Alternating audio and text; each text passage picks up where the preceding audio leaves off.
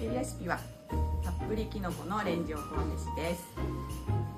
母がもち米がすごく大好き、もっと手軽に作れたらいいなっていうことで考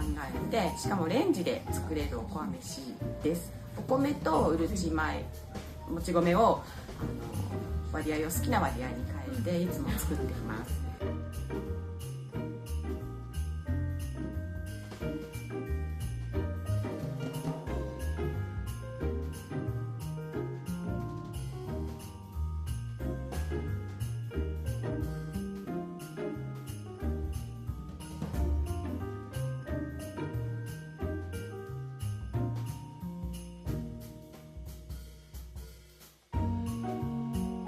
鶏のもも肉とか胸肉とかお好きなお肉を、牛肉でもいいです、入れて作ってみてください。